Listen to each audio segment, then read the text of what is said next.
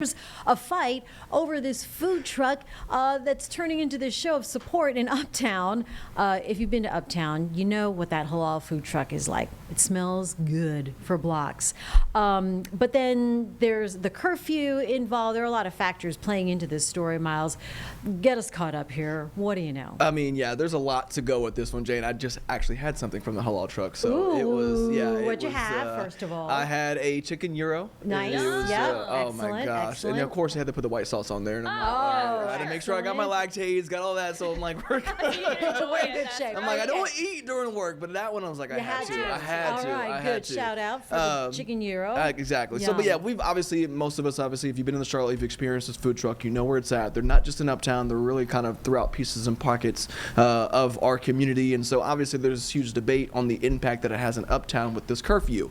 And so we followed it yesterday. Charlotte Center City Partners, they were the ones that seems like put this curfew in place. So as opposed to the food trucks being open until 4 a.m. in Uptown, they're now being asked to close or being forced to close at midnight. Because the curfew for teens is midnight? Yeah, Okay. yeah. So it's a little bit of that, but in the thing that they're pushing for is they're saying there's safety concerns, there's crime in the area, but the tricky part about that is when it comes to the food truck, especially the halal food truck, those are their peak hours, and it's not just the people that are leaving the bars. It's possibly first responders, it's people that are actually working in Uptown, taxi drivers, things like that, and so all that stuff. And so like it's not just crime that could be an issue, and so they kind of feel like we're getting picked on with this situation. And so they're asking questions. They're not the only ones asking questions. People in the community are sitting there saying the same thing, but also city council members are also. So JD Azveras was also there. Victoria Watlington, they also made their appearance. They made sure that they made their lunch go specifically to the halal food truck, and they also talked to the manager there as well, and just trying to see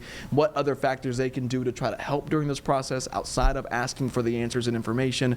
Because again, we talked about the crime being an issue, but we covered the CCCP meeting yesterday.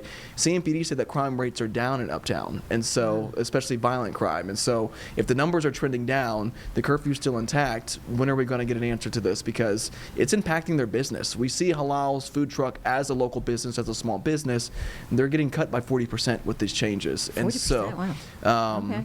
that's the number that they threw at me earlier today. So that's a big one. And what is Charlotte Center City Partners saying?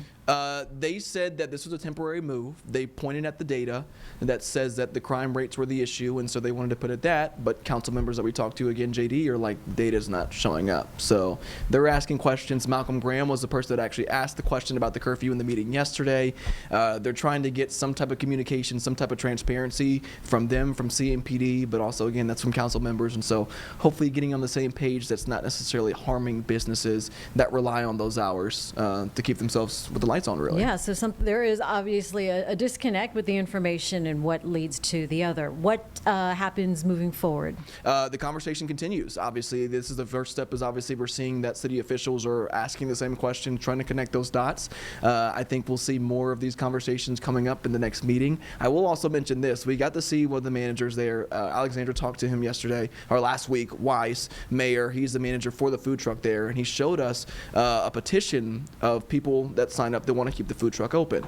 This list, it had 5,000 signatures, and he had it all printed out on, like, it looked like a stack of paper. So like just getting an idea of seeing how many people actually like and rely and support this business, it's showing, and hopefully that can line up with their hours being able to stay open at a more reasonable time. All right, interesting. See you at 4 o'clock? Absolutely. All right.